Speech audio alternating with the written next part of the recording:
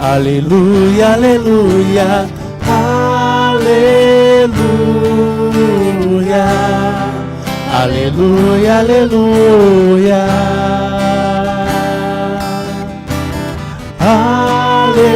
aleluia, aleluia, aleluia,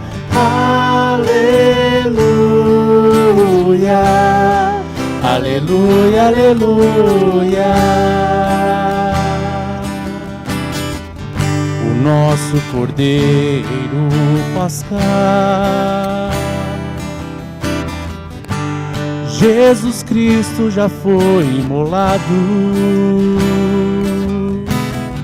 Celebremos assim esta festa,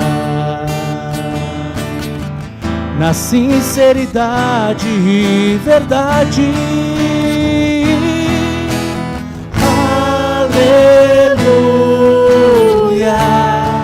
Aleluia, aleluia, aleluia,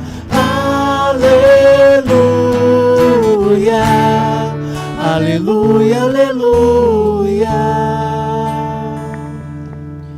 O Senhor esteja convosco. Ele está no meio de nós.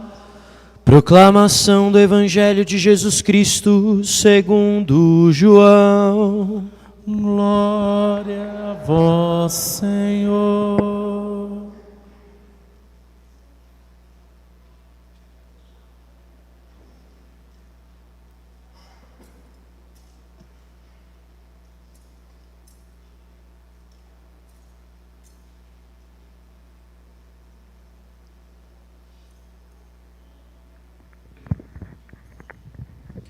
No primeiro dia da semana, Maria Madalena foi ao túmulo de Jesus, bem de madrugada, quando ainda estava escuro, e viu que a pedra tinha sido retirada do túmulo. Então ela saiu correndo e foi encontrar Simão Pedro e o outro discípulo, aquele que Jesus amava, e lhes disse: tiraram o Senhor do túmulo e não sabemos onde o puseram. Saíram então Pedro e o outro discípulo e foram ao túmulo. Os dois corriam juntos, mas o outro discípulo correu mais depressa que Pedro e chegou primeiro ao túmulo. Olhando para dentro, viu as faixas de linho no chão, mas não entrou. Chegou também Simão Pedro, que vinha correndo atrás, e entrou no túmulo. Viu as faixas de linho deitadas no chão e o pano que tinha estado sobre a cabeça de Jesus, não posto com as faixas, mas enrolado num lugar à parte. Então entrou também o outro discípulo, que tinha chegado primeiro ao túmulo. Ele viu e acreditou. De fato, eles ainda não tinham compreendido a Escritura, segundo a qual ele devia ressuscitar dos mortos. Palavra da salvação. Glória a vós, Senhor. Louvado seja nosso Senhor Jesus Cristo. Para sempre seja louvado. Podem se sentar. Cristo ressuscitou, aleluia. Quem estava na vigília pascal ontem já aprendeu, né? Vocês respondem: verdadeiramente ressuscitou, aleluia. Cristo ressuscitou, aleluia. Verdadeiramente ressuscitou, aleluia. Aleluia. Essa é a nossa fé, é isso que nós celebramos hoje. Essa é uma saudação que os católicos do Oriente costumam dar uns aos outros durante a Páscoa. E ela nos mostra o que é que nós estamos celebrando hoje. Verdadeiramente ressuscitou quer dizer o seguinte: a ressurreição de Cristo não é um sentimento, não é algo como que nós consideramos que ele esteja entre nós, como quando alguém morre e nós dizemos: não, ele permanece vivo entre nós por causa das memórias dele que nós temos. É como se ele estivesse aqui por causa das coisas que ele fez, tantas coisas boas que nós ainda colhemos os frutos. Não é isso com Cristo. A ressurreição de Cristo não acontece meramente no sentimento dos discípulos. A ressurreição de Cristo é real, verdadeira. O seu corpo é revivificado e agora de um modo novo, glorioso, cheio da sua divindade que resplandece. Essa é a ressurreição de Cristo. E hoje, no Evangelho, nós temos justamente aquilo que é a prova de que a ressurreição de Cristo é real. A ressurreição de nosso Senhor não é meramente um pensamento, um sentimento, uma impressão, não. Ele ressuscitou verdadeiramente. Maria Madalena foi ao túmulo naquela manhã de domingo e o encontrou vazio. Ela vai até os discípulos correndo para contar o que aconteceu, e Pedro e João vão até o túmulo e, diz a palavra, Pedro entra primeiro, depois João entra, e o que ele descreve aqui que vê? Viu as faixas de linho deitadas no chão e o pano que tinha estado sobre a cabeça de Jesus, não posto com as faixas, mas enrolado num lugar à parte. O túmulo está vazio. Ele não está mais ali. E quis o Senhor que nós tivéssemos, nós que somos deste tempo moderno, que queremos que tudo seja comprovado pela ciência, não é assim? Quis o Senhor deixar até mesmo uma prova científica da sua ressurreição. O Santo Sudário, o Sudário de Turim, está lá em Turim, na Itália. Este pano que envolveu o corpo do Senhor, nós o temos. Ele é, de quando em quando, exposto lá em Turim, na Itália, para visitação. E vocês podem encontrar, digitem lá na internet depois, o Santo Sudário. Santo Sudário. Quando nosso Senhor ressuscitou, quando ele estava, veja, o seu corpo estava naquele sepulcro, envolvido naquele pano de linho, naquele tecido de linho. Quando ele ressuscitou, uma luz, ele como que transpassou aquele linho. Não é que ele acordou e foi tirando o pano, não. Ele, como uma luz, passou por aquele pano. E a sua imagem ficou gravada num negativo naquele pano, naquele tecido. E hoje nós temos esta imagem ali gravada. E eu disse que é uma prova científica porque o tecido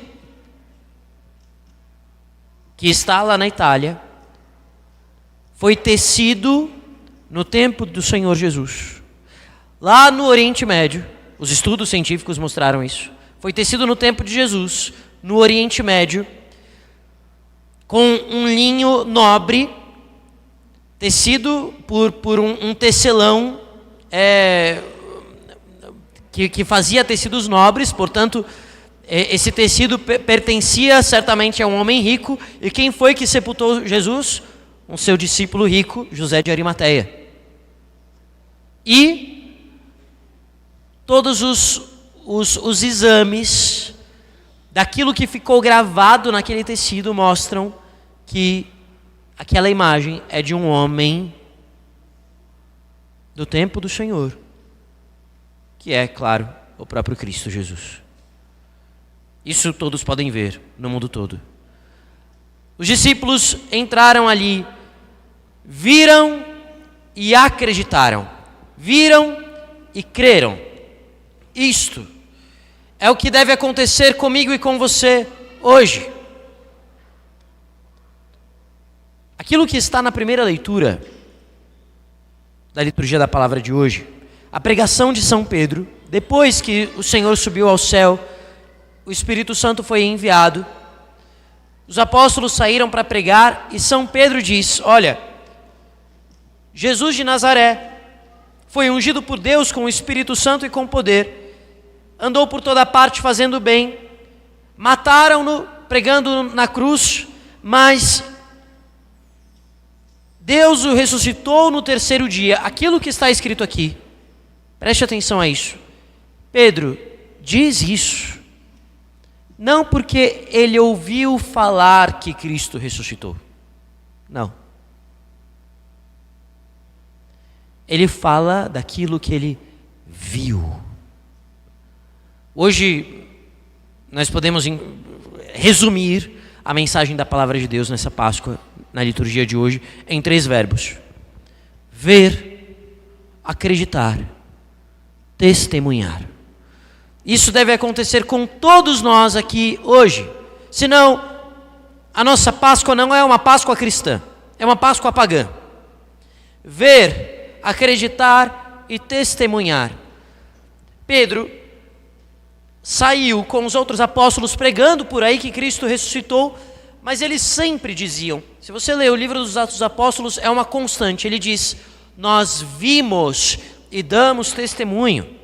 Ele diz aqui, a palavra testemunha aparece várias vezes, 3 vezes, se eu não me engano, aqui na primeira leitura. Ele diz: nós somos testemunhas. Depois ele diz: ele se manifestou às testemunhas que Deus havia dado a nós, que comemos e bebemos com ele depois da ressurreição.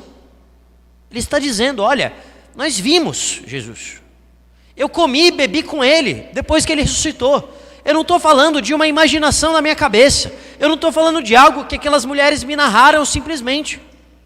Eu vi. E por isso creio. E por isso estou testemunhando a vocês. É o que Pedro está dizendo. Meus irmãos, nós não vimos o Senhor como os apóstolos. Eles são as testemunhas oculares da ressurreição. Por isso, é impossível crer em Cristo sem crer na igreja. Afinal, nenhum de nós estávamos lá. Mas, pela fé, nós podemos ver espiritualmente hoje, sim, o Senhor ressuscitado. Pela fé, nós podemos experimentar a sua presença viva, hoje. Como? Veja o que Pedro disse aqui no final da pregação dele, aqui na primeira leitura. Ele estava falando para pessoas que também, grande parte delas, também não tinha visto Jesus. Mas ele diz no final, citando a palavra do Antigo Testamento: todo aquele que crê em Jesus recebe em seu nome o perdão dos pecados. Se, ouvindo a palavra da igreja, a fé brota em nosso coração, a ressurreição de Cristo vem nos tocar, e assim nós experimentamos a força da sua ressurreição, através disso que se chama salvação, perdão dos pecados. Isto é a ressurreição de Cristo em mim, em nós. É o que vai acontecer com esses jovens que serão batizados hoje. Hoje, esses 5 jovens serão batizados, e eles sabem, aliás, o que está acontecendo aqui. Já não são criancinhas cujos pais escolhem por si. Eles estão aqui porque querem. Isso significa também que já cometeram erros, mesmo numa idade jovem assim. Mas hoje, quando a água tocar as suas cabeças, todos os seus erros, todos os seus pecados serão perdoados. O que vai acontecer aqui é morte e ressurreição. Vida nova. Isso que nós recebemos já no dia do nosso batismo. Mas infelizmente, vejam só que tristeza, infelizmente há quem tenha sido batizado, mas não creia. não crê de verdade. Filhos, filhas de Deus, vocês, parentes desses jovens que serão batizados, vocês não devem estar aqui simplesmente porque a mãe de vocês fez a mesma coisa e a avó a mesma coisa. Isso é não ter visto o Senhor. Quer dizer, eu ouvi falar e por isso estou aqui. O Senhor quer te dar mais, Ele quer que você hoje o veja pela fé. E assim passe a crer de verdade, a viver no Senhor, viver o batismo que recebeu e assim ser testemunha de Cristo ressuscitado. É esse o caminho, necessariamente, é esse o caminho do discípulo de Cristo. A fé nasce necessariamente de um encontro pessoal com o Senhor. Se você ainda não fez esse encontro pessoal com o Senhor, se abre para hoje fazer. Como é que nós podemos experimentar isso? Como? Por exemplo, através de uma boa confissão. Nós, padres, vemos isso acontecer todos os dias. A pessoa chega derrotada, morta por dentro, se ajoelha no confessionário e diz: Padre, me perdoa porque eu pequei, os meus pecados foram esses, esses e esses. Arrependido, diz os seus pecados, e quando o padre diz: eu te absolvo dos teus pecados, aquela pessoa milagrosamente ressuscita. Isso é ver o Senhor ressuscitado. Quando, depois disso, então, se aproxima para receber a comunhão eucarística, com o coração preparado, não como alguém que entra na fila para pegar qualquer coisa, para comer a hóstia, né? Falando assim pejorativamente, mas quando se entra com verdadeira disposição interior naquela fila de comunhão, isso é ver Cristo ressuscitado, porque é Ele está no meio de nós de verdade. Quando se experimenta na força da oração da igreja a presença de Deus, nós vemos Cristo ressuscitado. Mas meu irmão, minha irmã, se você não estiver com o coração aberto, disposto, buscando o Senhor, você não verá. Olha que bonito foi o gesto de Pedro e João. Eles ouviram dizer que o túmulo estava vazio e foram correndo até o túmulo e aí viram e acreditaram.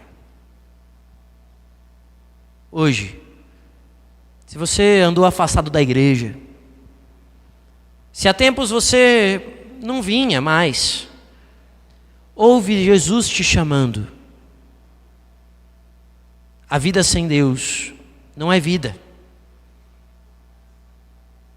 As pessoas andam por aí como mortos-vivos, mortos por dentro, porque ainda não experimentaram a força da ressurreição em suas vidas. Não é essa a vontade de Deus para você. O Senhor quer te dar vida nova. Veja o que diz aqui a segunda leitura. Se ressuscitastes com Cristo, quer dizer, se fostes batizados, esforçai-vos por alcançar as coisas do alto. Esforçai-vos por alcançar as coisas do alto. Onde é que você coloca o esforço na sua vida hoje? Certamente você se esforça por alguma coisa hoje. Por pagar suas contas, para ter dinheiro no final do mês, para educar os seus filhos. Mas você se esforça para alcançar as coisas do alto? Você se esforça pelas coisas de Deus? Você se esforça? Veja, eu estou cansado no domingo. Não vou na missa. Trabalho a semana toda. Não vou na missa não vou à missa não. Esforçai-vos por alcançar as coisas do alto. Onde é que você está colocando o seu esforço? Nas coisas que passam. A tua vida vai passar e no final um grande arrependimento virá ao seu coração.